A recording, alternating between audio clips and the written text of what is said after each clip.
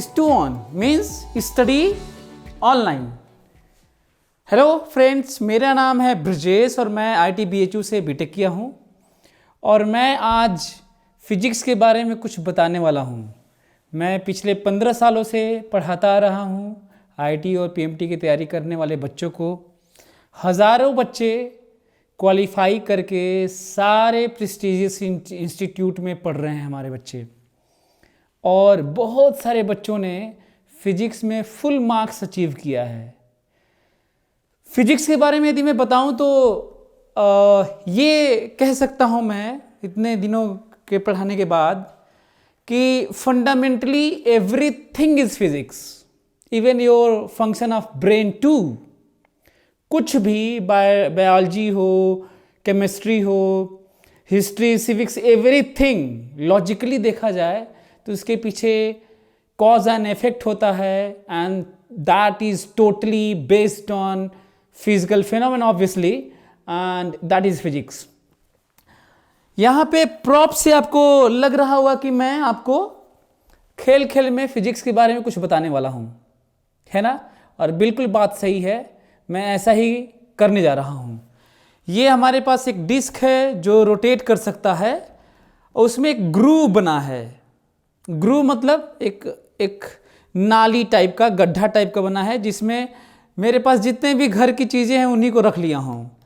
ये है एक बीकर है, ग्लास मान सकते हैं इसको, आपके घर में ग्लास होगा। उस पर मैं रखूँगा एक पेपर और उस पर कुछ सिक्के हैं मेरे पास, 2-3 इकट्ठा ही रख देता हूँ। ये रखा, और इनर्शिया के बारे में मैं कुछ बताने वाला हूँ कि दुनिया में कोई चीज़ जिस स्टेट में है, मोशन में हो चाहे रेस्ट में हो, इक्विलिब्रियम में हो चाहे डायनामिक स्टेट में हो, जिस स्टेट में है किस तरीके से मास के कारण, जो डायरेक्टली रिलेटेड टू इनर्शिया होता है, किस तरीके से उसी स्टेट में रहना चाहता है। ये पहले, बहुत पहले से चला आ रहा था। गैलीलियो, अरिस्टोटल और बहुत सारे लोगों ने फोर्स और इस तरह की बातें की, लेकिन फार्मूलेट और एग्जैक्ट एक्सप्लेनेशन न्यूटन ने दिया था। हमारे लाइफ में भी इनर्शिया का बड़ा रोल है। आप देखते होंगे जिस स्टेट में, जिस मेंटल स्टेट में आप रहते होंगे, उसी में कैरी ऑन रहते होंगे। मेरे पास बुक भी है जो 2 ब्लॉक सिस्टम फ्रिक्शन में पढ़ते भी हैं, है ना? इससे भी मैं आपको इनर्शिया के बारे में बताने वाला हूँ। तो हम लोग देखते हैं कि कैसे इन सब चीज़ों का आसानी से इनको हम लोग यूज़ करें और रियल लाइफ में इनका रोल प्ले होता है, उसको समझने की कोशिश करेंगे। ठीक है, तो देखते हैं कि आखिर ये जो सामने आपके प्रॉप के तौर पे चीज़ें, जो ऑब्जेक्ट है, वो कैसे रिलेटेड हैं और किस तरीके से आसानी से फिजिक्स समझा जा सकता है। ठीक है, चलिए अब देखते हैं कि मेरे पास ये देखिए सिक्के हैं कुछ, इसको रख दिया हूं मैं इस पेपर पे जो थोड़ा हल्का है। ये सिक्का जो मास है, दुनिया में कोई भी ऑब्जेक्ट है तो उसका मास होगा ऑब्वियसली। बिना मास के तो दुनिया में कोई ऑब्जेक्ट ही नहीं होता, कोई चीज़ ही नहीं होती। यदि मैं रेस्ट मास फोटॉन की बात छोड़ दूं, जो क्वांटम का, अच्छा हाँ, ये किताब देखो, क्वांटम की लकली यहाँ पे है भी। तो ये तो मैं ऐसे प्रॉप के तौर पे यूज़ करूँगा कि ये कि किताब पढ़ाने वाला नहीं हूँ। ठीक है, ओके। सो अब मैं इसको, जैसे ही मैं बहुत जल्दी से इसको खींचूंगा तो ये साथ में आ नहीं पाएगा, ये सीधा ग्लास के अंदर चला जाएगा। जो सिक्के हैं, 3 सिक्के मेरे पास, 2 रुपए के सिक्के हैं और 1 रुपए का है। 2 रुपए के सब हैं, थोड़ा छोटा है ना, अलग अलग ईयर में बने होंगे। तो मैं इनको खींचने जा रहा हूं, और देखिएगा कि मैं इसको जल्दी से खींचूंगा तो इसमें मास है, इसमें इनर्शिया है, ये रेस्ट में है तो रेस्ट में ही रहना चाहता है, भले ही मैं फोर्स लगा के इस पेपर को खींच दूं।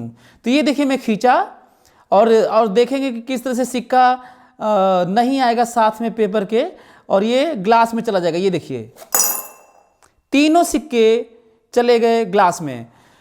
मतलब ये हुआ कि वो वहीं पे रहना चाहते थे। हाँ, बाद में सपोर्ट नहीं मिला तो ग्रेविटी अंदर लेके चली गई।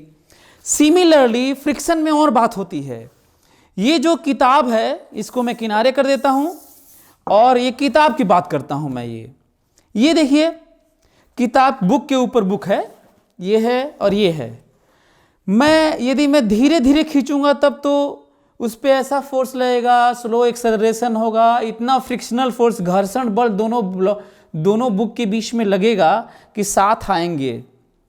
ये देखिए साथ आ रहे हैं, लेकिन बहुत तेज खींच दूंगा तो ये साथ नहीं आ पाएगा, क्योंकि ये तो रेस्ट में ही रहना चाह रहा था। अच्छा, जब मैं नीचे वाले को खींच रहा था तब भी रेस्ट में रहना चाह रहा था, पर इन दोनों के बीच में एक फोर्स ऑफ इंटरैक्शन है जो इसको आगे के लेके जा रहा था, जिसे फ्रिक्शनल फोर्स बल बोलते हैं, घर्षण बल बोलते हैं। दो सरफेसेस के बीच में लगता है ये।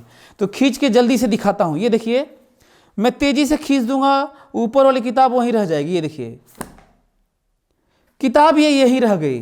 क्वेश्चन ये है कि ये क्यों रह गई? क्योंकि इसके पास मास है, ये रेस्ट में थी और ये रेस्ट में ही रहना चाहती है। आपको नहीं लगता है कि आप सोए रहते हैं तो सोते ही रहना चाहते हैं, है ना?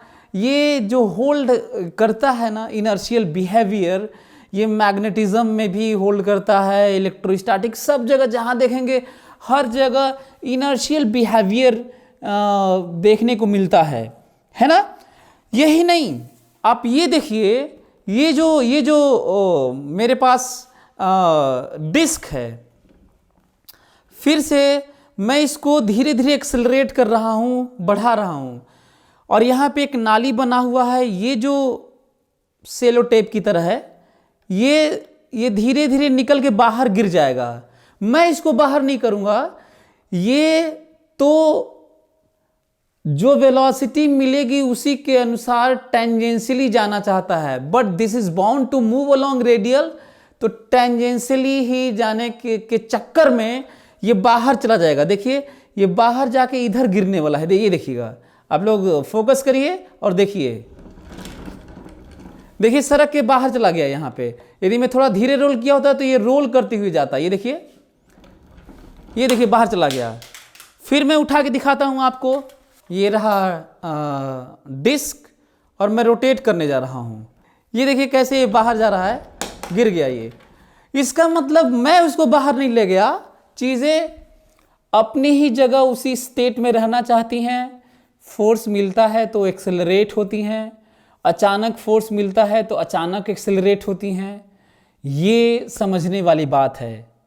तो आज के दिन हम लोग ये सीख पाए कि जो स्टेट में जो चीज़ें रहती हैं वो उसी में रहना चाहती हैं, और ये इनर्शिया, जिसे हिंदी में जड़त्व कहते हैं, जड़त्व का नियम, Newton's laws of motion, Newton ने 3 लॉज दिए थे, उसमें से पहला लॉ यही है, लॉ ऑफ इनर्शिया, जिसको मैं एक्सप्लेन कर रहा था।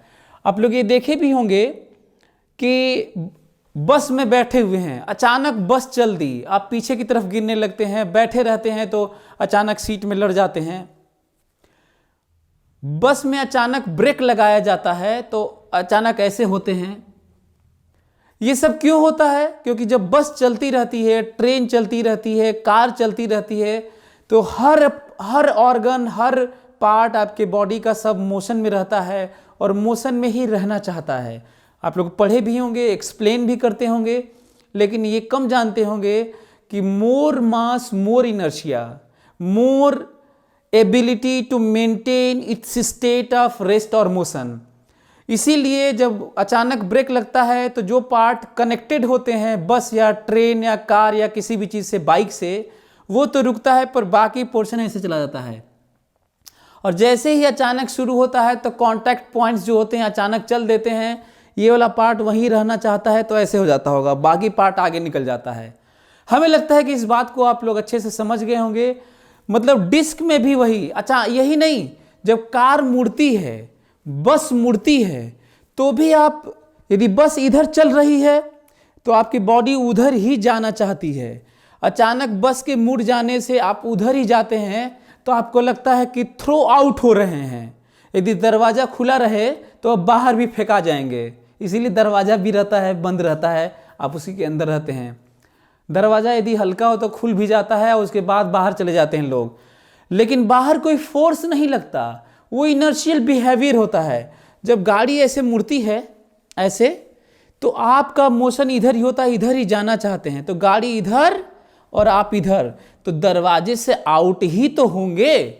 लेकिन आपको लगता है कि जैसे कोई ऐसा है कि फोर्स लगा है, तो ध्यान रखना है फोर्स नहीं लगता, ये सब इनर्शियल बिहेवियर है, सब जड़त्व का नियम है, लॉ ऑफ इनर्शिया है, जिसकी डिस्कवरी, जिसको सबसे अच्छे से एक्सप्लेन न्यूटन ने किया था। चलिए इसी तरह आप बने रहिए स्टूऑन पे, और इसी तरह से अमेजिंग फिजिक्स और फिजिक्स से रिलेटेड, या मैं कहूँ लाइफ से रिलेटेड चीज़ों को जानना है बारीकी से, तो आप स्टूऑन को सब्सक्राइब कर लीजिए, बेल आइकन दबा दीजिए, प्रेस कर दीजिए, ताकि जब भी हम लोग वीडियो रिलीज़ करें आपको एक अलर्ट जारी हो जाए कि आप देख सकते हैं, एंजॉय कर सकते हैं physics. Okay, thank you so much.